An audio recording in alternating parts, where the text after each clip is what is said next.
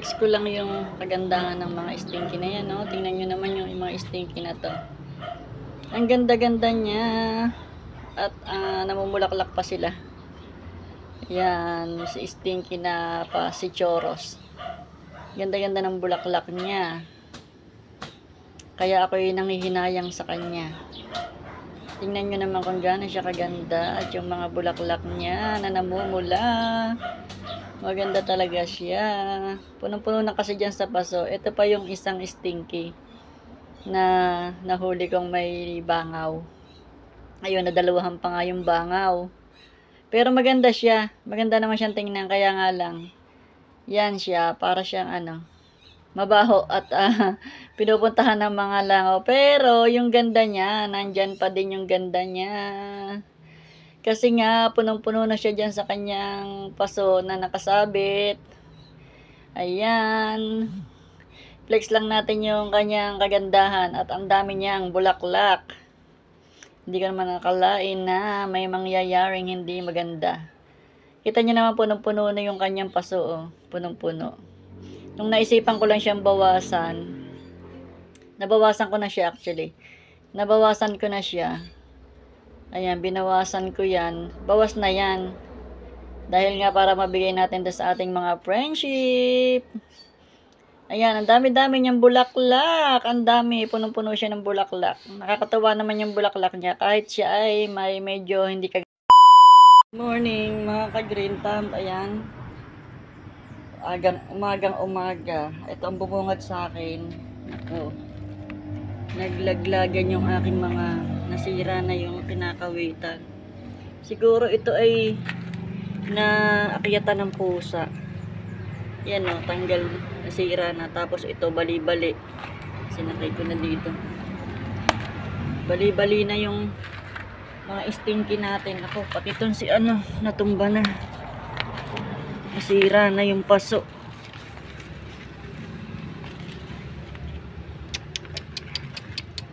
Ayan, nangyari sa ating stinky. Ulitin, ayusin ko na lang ito mamaya. Kailangan ito nung... Siguro nabigatan na siya dito sa laman kasi punong-puno na.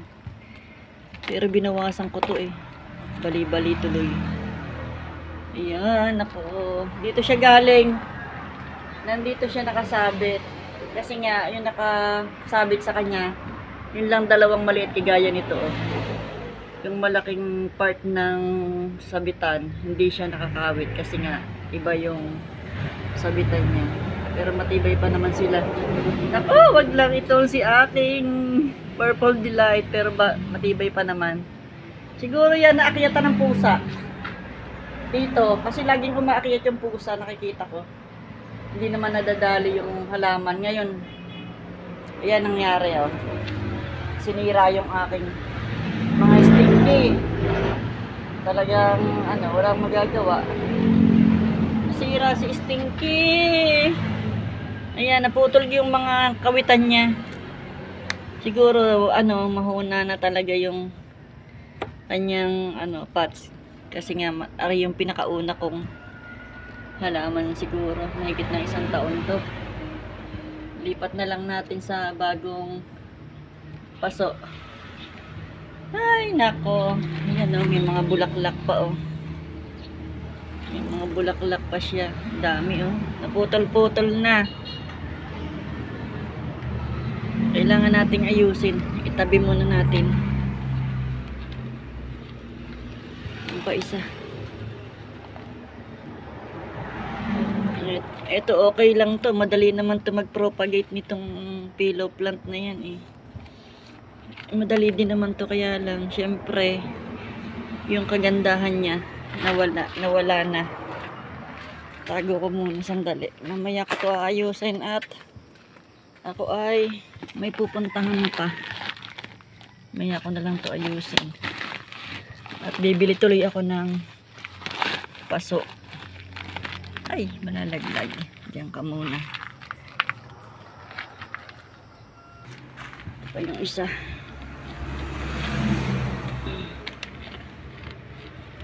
Mabigat na pala talaga siya. Yun oh, may bulaklak na isa oh. Mabigat na pala talaga. Yan muna kayo. Mamaya ko kayo aayusin pagbalik ko. Sayang yung mga ayun, naglalaglag. Nagkaputol-putol. Pero ang dami niyang bulaklak sana. Wala magagawa, ganyan talaga na disgrasya. Ayusin na lang natin. Pero maayos ko pa naman yan. Ay, nako. Mga green thumb, ayan. Ito lang yung karugtong nitong ating stinky na nahulog sa sabitan. Dito ko lang muna siya nilagay kasi wala pa nga tayong paso. Hindi pa tayo nakakabili ng paso. Kaya dito ko muna siya nilagay. Para lang hindi siya mamatay at hindi manibago yung ugat niya. Diyan ko lang sila tinanim muna kasi kawawa naman pag hindi agad napatanim. Kasi nga hindi pa ako nakakabili ng mga paso para paglilipatan sa kanila. Yung iba, tinusok-tusok ko lang sa mga bakanting bakanting mga walang bakanting halaman, paso ng halaman na pinagsisiksik ko lang sa mga tabi-tabi. Pero ito, yung mahahaba, dito ko lang siya nilagay. Pwede natin siya ilagay dito kasi may bakante naman dito. Ayan. Tapos yung isa, itatabi ko na lang dito. Alisin ko to. Ayan. Okay naman siya dyan bago ko siya ilipat pagka nakabili na tayo ng paso na para sa kanya. Balik tayo dito. Ito naman, ano lang, hindi siya paso. Tupperware. Tupperware, diyan ko lang siya nilagay. Para lang hindi manibago ang kanilang itsura. Kasi papangit sila pagka na hindi agad napatanim. Kaya ayan, dyan muna sila. Tapos pakikita ko nga sa inyo, okay na naman sila. Paso lang yung kailangan, lilipat na lang. Ganun talaga, hindi naman sila na-damage masyado. Ito naman, ang ipapakita ko sa inyo, yung mga bago kong halaman na bigay ng mga friend. Ang aking mga customer. Ayan po sila, mga bago sila. Bali ilang ba yan? 1, 2, 3, 4, 5, 6, 7. 8 din siya. Yan. Ito yung galing kay Ida na Amaryllis umbrella. Ang ganda niya. Ang ganda niya guys. Kaya hindi ako nagdalawang isip na humingi sa kanya. Kasi tamang-tama nagpunta siya sa akin. Dito siya nagpagupit. Sabi ko pupunta ako sa kanya. At manghihingi din ako ng bagong halaman niya.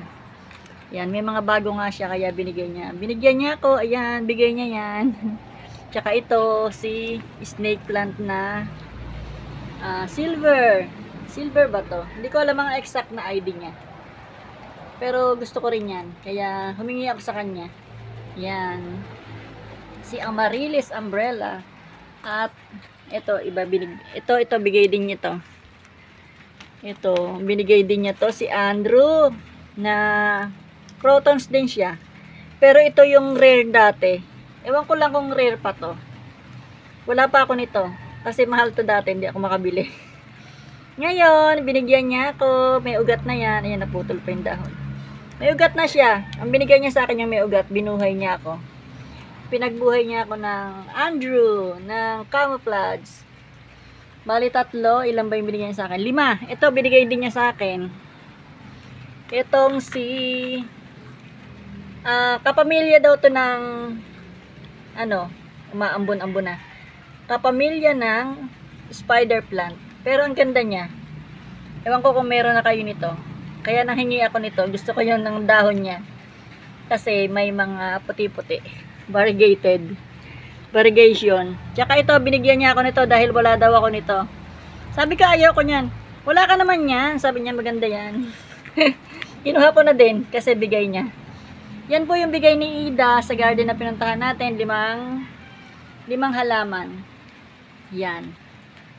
5 halaman. Ito naman, galing doon sa isa kong customer. Ang ganda niya, diba? Wala pa ako nito. Ito yung dark na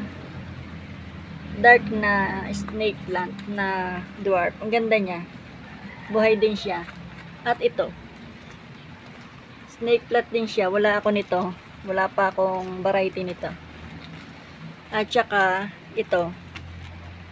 Ito, sinasabi ko parang hoya. Ito yon. Yung pinutol-putol ko, dito ko sinama sa mga gilid ng amaryllis natin. Kasi may mga ugat. Sabi ko baka mabuhay para mabilis siya dumami. O, di ba? Mapaparami natin sila para mabigay natin sa ating mga friends, sa mga friendship. Yan. Umuulan-ulan na, kaya titigil na ako. Ayan na nga ang mga bigay sa akin ng ating mga, ito tatlong to, bigay nung si Yayang's Garden naman ang nagbigay sa akin ito. Customer ko din. Yan na nga ang mga halaman na bigay ng ating mga friend. Natuwa din naman ako kahit nalungkot ako dyan sa ating mga stinky. Natuwa naman ako dahil may bago naman tayong halaman na hindi ko binili, bigay lang. Yan. Umaambon. Ayan, hanggang dito na lang ang aking video. See you on my next vlog kasi nga umaambon na, tigil na natin. Kaya hindi ko pa sila nalilipat, nasa ano lang sila nasa mga mga plastic bottle pa lang sila. Kasi nga hindi pa tayo nakakabili ng paso, kagaya nun. Nako, naputol na naman. Kagaya noon, mga yon, hindi ko pa nga sila nalilipat. Sabay-sabay ko na sila ibibili ng paso. Kasi nasa mga plastic bottle lang sila. Ayan. Lilipat na lang natin yan pagka naayos na. Yun lang yung nailagay ko sa paso. Binidyohan ko lang para lang mapakita ko sa inyo. Hindi lang. Wala lang ako magawang video. Wala lang ako ma-content kaya binidyohan ko. Yan. See you on my next vlog. Bye-bye. God bless us all. Na kasi, kaya tumigil ako. Saka na lang natin siya ililipat sa mga paso. Pag nakabili na tayo ng mga paso. Kasi nga nasa lang sila Nasa, yung iba nalagay ko sa paso. Pero yung iba, hindi pa rin yan yung talagang paso nila. Ililipat natin sila sa maganda-gandang paso. At bibili na tayo ng paso sa susunod na araw. Para lang hindi sila mamatay. Diyan ko lang muna sila nilagay.